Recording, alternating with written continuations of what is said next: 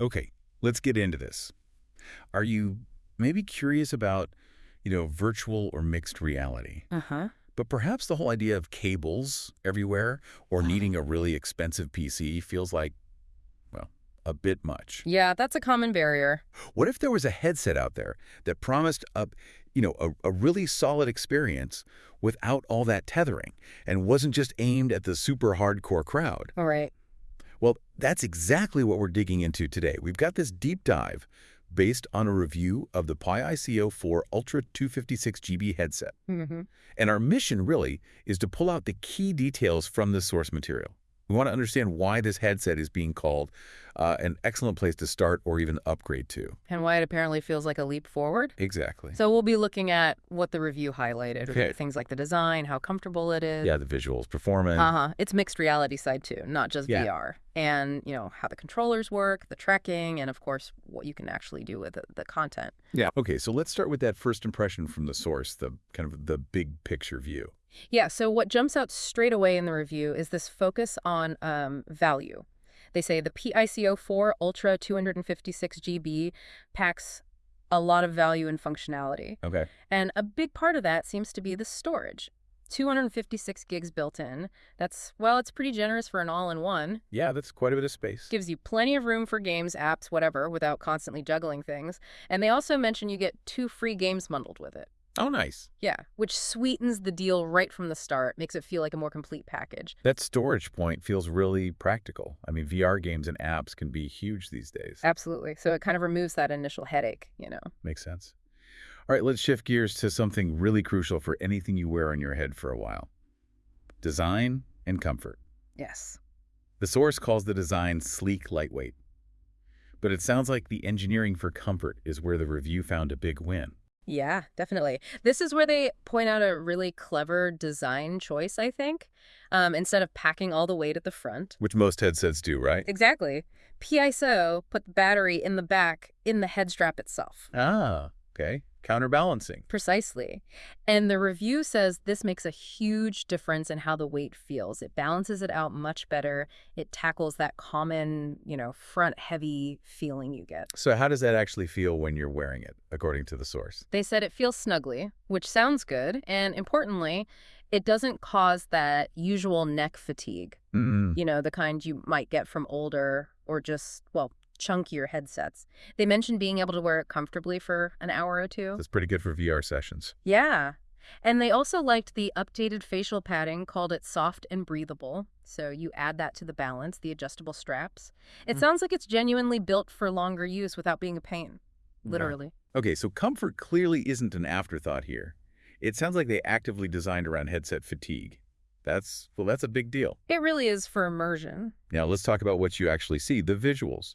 The review apparently said this is where it really starts to shine. Yeah, they seem pretty impressed here. The source points straight to the display tech. It's got 4K plus resolution. 4K plus, what does that mean in practice? Specifically, it's 2160 by 2160 pixels for each eye. Wow, okay, that's high. It is. And the result, according to the review, is incredibly crisp visuals. They also mentioned excellent color reproduction. Crisp is great. But sometimes with high res, you can still see the pixels, that screen door effect. Did they mention that? That's a key point. The review noted the lack of the screen door effect, or at least it's virtually gone. Oh, excellent. Yeah, that makes a huge difference in making the virtual world feel, solid and seamless, not like looking through a mesh. And what about motion? How smooth does it look and how wide does the world feel? So it runs at a smooth 90 hertz refresh rate. Okay, 90 times a second. Yeah, which is really important for making motion look fluid and, crucially, helping to avoid motion sickness, Okay. especially in faster games or experiences.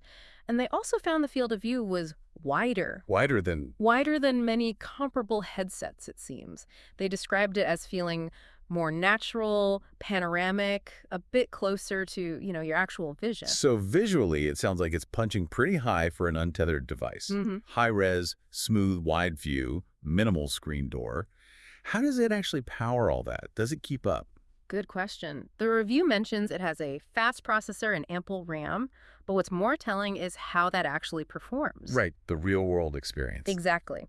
The source found that apps loaded quickly, moving between menus or environments felt seamless. And even demanding games ran with surprising fluidity. Surprising fluidity on a standalone.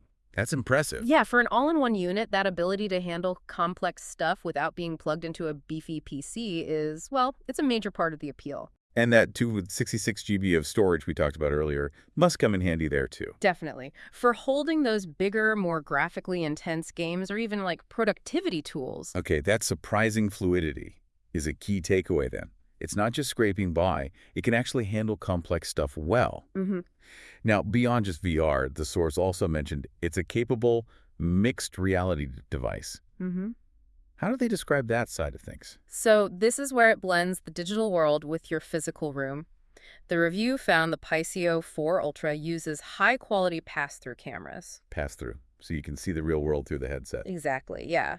But in color and good enough quality that you can overlay digital things onto it, virtual objects, screens, that sort of thing. Okay. And the source said it does this in a way that feels responsive and intuitive. Now, they were clear it's not quite on the level of ultra-premium headsets, you know, the really expensive ones. Sure, makes sense. But they said it comes surprisingly close for the price. What kind of things could you do with that? Did they give examples? Yeah, they mentioned things like putting up virtual screens floating in your office or living room. Oh, interesting. Or playing MR games where the game interacts with your actual furniture or walls.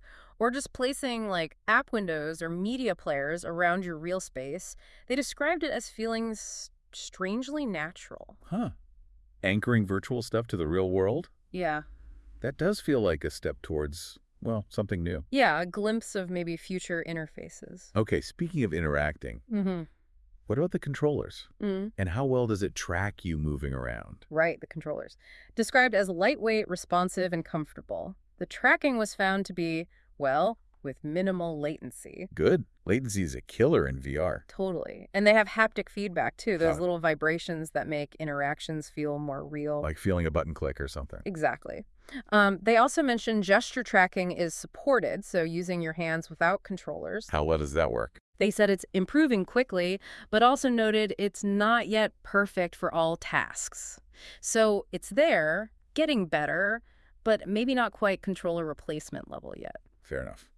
And the headset itself, tracking your position in the room. It's inside-out tracking, right? Yes, correct. Cameras on the headset track the room, so no need for those external lighthouse boxes or sensors. Big convenience factor. Huge. And the source reported this system works flawlessly most of the time, even in the smaller or cluttered spaces. Right. It seems to keep up well with quick movements, too. That's really key for that untethered freedom feeling. Just put it on and go. Absolutely. It lowers that barrier to just jumping in. Okay, finally, content. Yeah. What can you actually do on this thing? What did the review say about the games and apps library? Well, first off, remember those 2 free games included? Right, bundled ones. So that's a start. But for the broader library, the review acknowledged it's not as vast as some competitors, which, is often the case for newer platforms compared to, say, the Quest Store or Steam VR. Okay, that's an important point. However, they immediately followed up by saying the library is growing fast, and crucially, many of the most popular VR titles are either already there or are announced as coming soon. So it's maybe not the biggest library now, but it's catching up and has the hits. That seems to be the takeaway. And they mentioned a decent range of stuff, too. Like what? The popular genres, rhythm games, puzzle adventures, immersive fitness apps, things like that. And beyond gaming, they also touched on media consumption. Watching 360-degree videos, playing your own local files, again, that storage helps, or streaming content via various apps. So pretty versatile then. Gaming, fitness, media. Yeah, the review kind of wrapped up that section by highlighting its versatility, suggesting you could use it for serious gaming, maybe some productivity with those virtual screens, or just, kicking back to watch a movie in your own virtual cinema. Covers a lot of bases. Okay, so let's try and bring all these threads together. What was the final synthesis from the review? The main conclusion about this PIC4 Ultra? The bottom line, according to the source, is that it's a genuinely impressive all-in-one headset. Genuinely impressive. Yeah, and they really emphasize that it hits a sweet spot. That balance between price, performance, and comfort, which honestly is a tough thing to nail in the VR market. That's sweet spot. I mean, That sounds like the core reason they rate it highly. I think so. They specifically praised the crystal clear display, how that high resolution really pays off visually paired with strong performance that keeps things smooth even without a wire. Right. And those mixed reality features that they felt were more than just gimmicks, like actually useful. Practical MOR. Yeah. So it's framed as being ideal for anyone looking to get serious about immersive technology, offering a really compelling, untethered experience. And again, the storage and bundled games just add to that overall value feel. So it sounds like the review positions it not just as maybe a good starting point, but as a properly capable device. One that brings together key improvements like comfort and usable mixed reality, making it feel like that leap forward they talked about. Precisely. It's taking features that maybe used to be reserved for more expensive, probably tethered setups, and packing them into something accessible, comfortable, and standalone. Well, there you have it, a deep dive into what this particular source highlights about the PICO 4 Ultra 256 GB. We've heard how the review points to its smart design for comfort, those really crisp, untethered visuals, the smooth performance, and mixed reality that sounds genuinely useful. Yeah, all wrapped up in what they describe as a pretty value-oriented package. It really paints a picture of a device trying hard to make this tech more comfortable, more capable, and maybe just easier to get into for more people. Addressing some of those common pain points, yeah. So thinking about all that, the comfort, the sharpness of the display, being untethered, that ability to blend digital things into your actual room, how might those specific kinds of advancements change the way you could imagine using immersive tech? Not just, for playing games, but maybe for working differently or learning, or even just connecting with people in new ways down the line. Yeah, it definitely gives you something to think about, doesn't it? Where this could all be heading.